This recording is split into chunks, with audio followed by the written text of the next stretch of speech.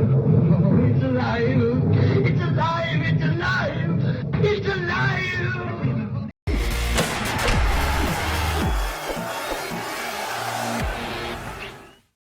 All right, I love to help people out, so I want to help out Chris Grier with you. I'm going to build a framework that the Dolphins legitimately can use to get themselves on track. But the track part is what and I'm hoping Chris Grier gets. The track is not Super Bowl this year. It's not a Van Noy or Hill or Sue edition to push us over in a desperation to kind of cobble things together in desperate moves to get some kind of success you're not able to attain. Desperation always leads to desperate measures, and there's no shortcut to success, especially in football.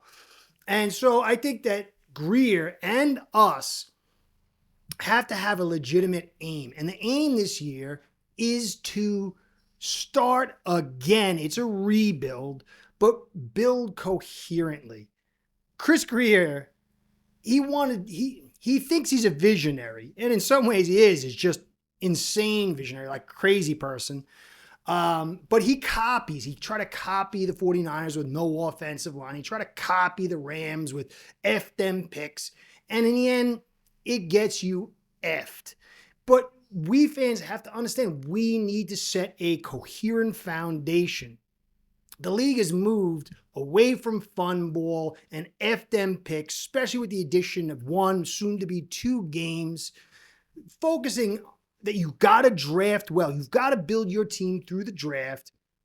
You've got to hit those mid rounds, and you need lots of depth, because depth has always been critical, almost as critical as your starters. But now with the extra and soon to be 2 extra games, you have to have quality depth. So I'm going to go through where we're really at with the cat. I'm going to go through where we're really at as far as this roster, both depth and starters, to create a legitimate framework that we can build upon. And this is going to be the first step. And then I'm going to dial it in as far as players we should pick. I'm going to listen to you guys. I'm doing my research. I got Ryder McConneville. I've got That Dolphins Realtor. I'm going to get a bunch of information, but also a philosophy.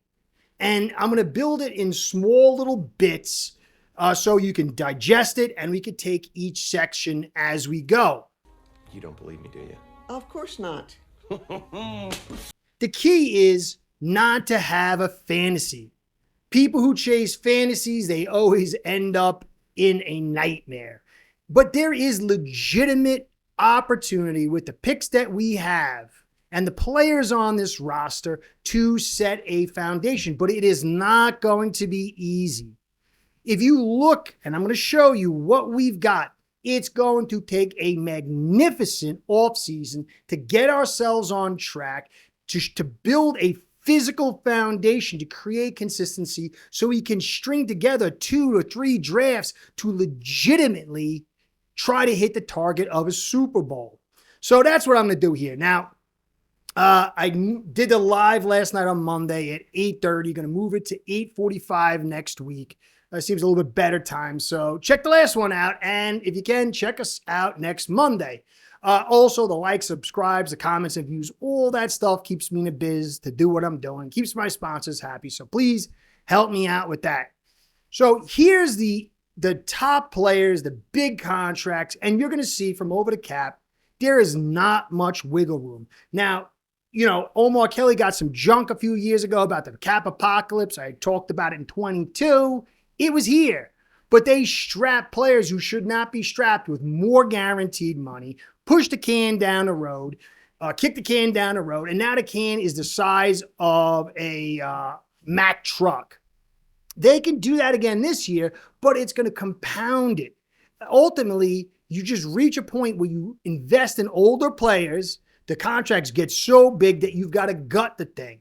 Now, Tua, I don't think anybody wants to extend Tua. I don't think it's a knock on Tua necessarily, but he's got to prove a lot. And so you can't move that money. You see in this, I should have said it originally, dead money is to the left. and savings is to the right, and you're not going to see much. So you would lose 44. It's not happening. You can move the money forward, lock them in longer, but that would be crazy. Bradley Chubb, it was a terrible trade. Could have had Van Ginkel. He hasn't played for a while. I think we want to get rid of him because if he gets injured this year, it locks $10 million in. But if you get rid of him pre-June, it's $27 million dead and 1.2 saved. And you can only take 2 players and make them post-June cuts. And all this dead money is going to say you cannot invest in free agency to build this thing. That was Grier's genius. He did in a good way. He found some cheaper guys and some nice additions. Campbell, I thought Fuller was reasonable, although it didn't work out well. And he's going to have to do that this year. I think you got to get rid of Chubb post-June, but that's not going to help us. Tyreek Hill, do you want to lock him in longer? I hope not. Tehran, people don't like Tehran. Tehran did a lot for us when he was in. But if you get rid of him pre-June, it's 18.5 dead and only 4.2 saved. And he's not going to retire to lose money. Do you want to push that forward? Maybe cut him post-June, but again, that's not helping you to 2026 or the second round of free agency where there's not a ton of studs there. Jalen Ramsey, he's not going anywhere. You can't do anything no matter what. Austin Jackson's a guy I want to move off. We should move off. We can't really move off. Pre-June's 13.3. He's been injured a ton. People telling you, well, you see, when Jackson was in and then he left and...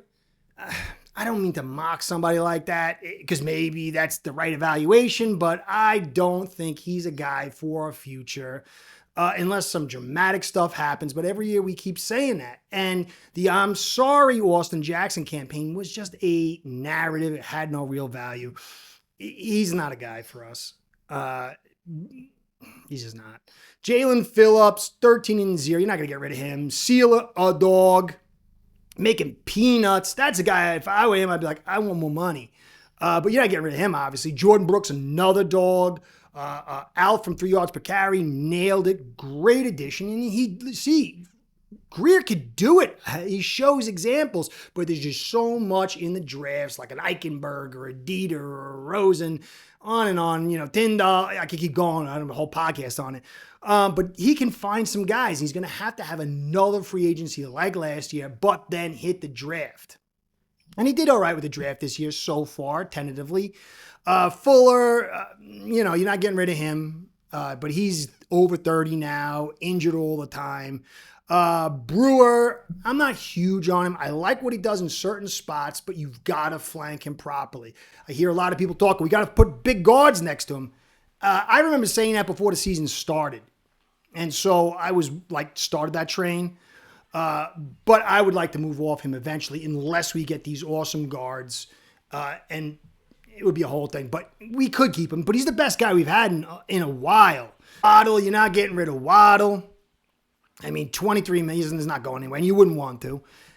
Alec Ingold, you're not going to break even. You're going to be down 1.5, but he's a guy that can help you. Durham Smythe, I'd love to get off Durham Smythe. That's a guy, you would lose 500, but you get 2, and I'm sure you get somebody better than him. He's like a 4th, maybe a 3rd tight end. Sanders, you could save money, but you can't get rid of him. You don't want laces out Marino this season or going forward. He has been a little bit of yippy, but mostly clutch. Jonnu, maybe a dog, awesome tight end, broke all the records, not getting rid of him. So you can see here, there's not much wiggle room unless you want to mortgage the future, and we can't do that. So the free agency and the cap space is tight, and here's what it looks like. We're minus 11 million with 46 players on the roster. And a lot of those guys are not guys that you want to depend on as starters or even backups. But the interesting part is we're 153 million invested in our offense, and it underperformed the defense from last year. And we've only got 128 million in that. So this is 108 million. My eyes are shot. This is an out of balance dispersion of the finances, and it's on the offense, and the offense is not hot to trot. I mean, you could shave some of it off, but it's way too much invested to not get that kind of production. But the great news is Grier won't be able to do his big free agency trade thing, which has kind of hurt us more than it's helped. He's going to have to penny pinch and find diamonds in the rough, which he has done well on occasion. But we got plenty of picks. We've got the 13th, 48th, 98th, 115, 135, which could have been much higher if it wasn't for Wilkins' injury. Just lucky like that, I guess. 151, 156, 226, and 233. We got 2 7s. That's, your flyers. We got 2 5ths. We found Van Ginkel. We didn't want him, but we did. You can find guys there. You could definitely find guys with the 1 first, 1 second, 1 third, and 2 fourths. You've got to find guys there, and there's plenty of linemen to help us out. We're going to need more than just offensive linemen, but we've got to set the physical foundation. We've got to return to the trenches. I heard somebody say, we've been building South Beach, but we got to build Miami Dad. That's what we got to do. We got to build with the vision of the 70s Dolphins, not the Marino of the 80s. But when you look at this roster, and I'm going to show you the graphic, you're going to see lots and lots of holes. And this is not talking about the depth. Here you go. Look at those red spots. Those are starters we don't got. And then I got, red boxes around, questions, serious questions. And then orange around minor questions, and you're going to see a lot. So I'll start at the top of the defense. No safeties. I want Holland Garden. We can't afford him. He's been injured a ton. There's something going on upstairs. He's just gambling for his pay, not really doing the team thing.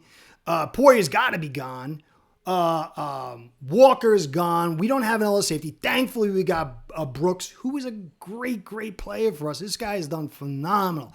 Do like him better at the will. I wish we could get a more Mike linebacker, but still, we need 1, maybe 2. You're not working with Tyndall. Tyndall's not hitting it.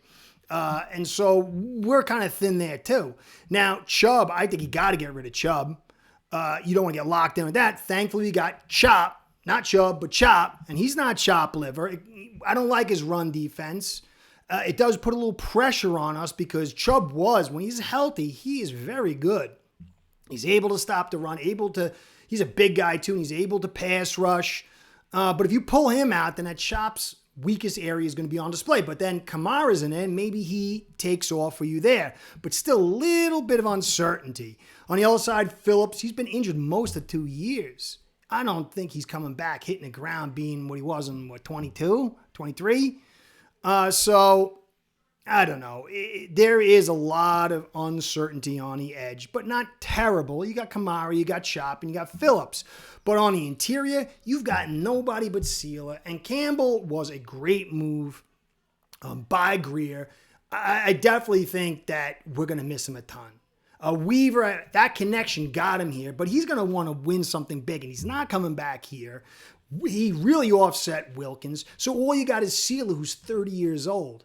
And, throwing Benito Jones and whoever else you want to throw in it, it's not going to cut it. You've got to man the interior. And this is one of the reasons why I think we must get a defensive interior early. We must get a very capable one to help Sealer out, take the load off, and actually move him a little bit out to the 3 and 5 technique and let someone else man the pit. But you need 3 guys.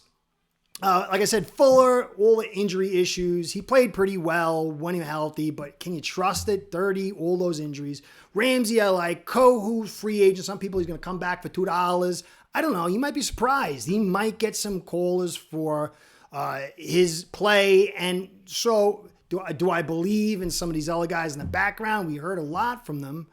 But I'm not. I mean, I like Duck, a Bonner, but they didn't really say, hey, look, this is a guy. They're a nice guy back end, but we really don't have a nickel guy here. And we're looking, questionable on the outside. Then when you go to offense, the offensive line's a disaster. I like Brewer, as I said, minus his inability to really handle power. But he's a guy, but you got no starting guards. You have no backup guards. Jackson's coming off an injury. He's always injured, and he's not one of the guys I like. You got Paul to fit in for him or Tehran if Tehran comes back. But then you got to worry about the injury thing, and then you're not going to get the money if you cut him post-June. So we really need I think Paul can play. I think he needs more time to grow, but he's a second-round pick. He should be starting this year. And so if you're keeping Jackson, you're keeping Teron, then he's going to sit in the back, which is not bad, but it's not the way you build. So we've got issues all along this offensive line, at depth, at starters, like most of you know. Tight end, I like Jonnu, but he can't block. He really doesn't block that well, but he's a great piece. And that's why I think tight end, we have nobody. Listen, Julian Hill is an experiment at best. Smythe is not. If you get a good tight end, I think for me, spill the beans. You need 2 linemen, 1 D tackle, and a tight end with those first 4 picks. We've got to help this thing out, and a good tight end, and you can find them mid-rounds. We should come out with a good tight end. We should come out with good offensive linemen, and hopefully things fall right to get the DI. But this trenches on the offense is terrible. And Tua, I like Tua. I think he can play. I don't think he's great. I don't think he's the worst thing in the world, but he's clearly got injury history. You got to get yourself a backup. Getting one in free agency is going to be expensive. Drafting one's a gamble. Good at the running back spot. Hill, if we're not doing well, is he going to be the Chihuahua dog that we found out when things don't go his way? That can be a problem. You can't trade him pre-June, but you can trade him post-June. And I like that. I like building towards the future. I would move off Hill without a doubt. And you might be able to get a player for him. Maybe somebody has a few mid-round players and some picks you can get for him. I just don't like that. You don't quit. You never quit like that. And then do the whole tirade at the end. It's like, that's ridiculous. Washington I like in a slot, and Waddle I like in a slot. But that's just the starting group. Underneath, there is not much depth. We are so barren. We don't have much money. We lack flexibility. If we're trying to go for this Super Bowl thing and to massage the reality that we need a lot of help. But this group of picks, if we man it the right way, we use those picks. You're not going to hit on all of them, but if you can hit 60%, solid depth, some starters, some developing starters, and maybe 1 star, you can set the foundation to have success. And that's what I'm going to focus on in the next part of this thing. I'm going to dial it in. The unit that I think we need to focus on, obviously, you know, it's the offensive line and how to go about it. But there are so many guys, but it's more than just that. We got to find guys throughout the free agency and this draft to flesh this thing out. But we've got to have a coherent build. The coherent build is physicality. Work the trenches. We got tons of speed. You spent 2 4th-round picks. He's a 1 cut inside, A and B gap with a little bit on the C. But if you don't have the lineman to accentuate his talents, it's wasting 2 4th-round picks. So developing this offensive line, but not everything. You can't spend all your picks there. But developing the blocking unit, the trenches on both sides is going to set a consistent foundation to build off. And we can get to coherency if Grier isn't high as a kite and tries to do the Grier thing, which he's done for a while. So that's it, guys. Hope all's well. I really do. This is not an easy season. I see the traffic's down low. I see people just not happy. But if we just get the right mindset here, at least developing the right build, coherency, then maybe a miracle can happen. Or Grier can set the foundation for another guy to come in and take it over. We've got to have some positivity. It's not dead unless Griers. That's the only way we're dead. So, Curtis saying, be well, go Fins. Curtis out. Start building your own online sports book today by getting signed up with aceperhead.com service that'll allow you to book action on sports from all around the world.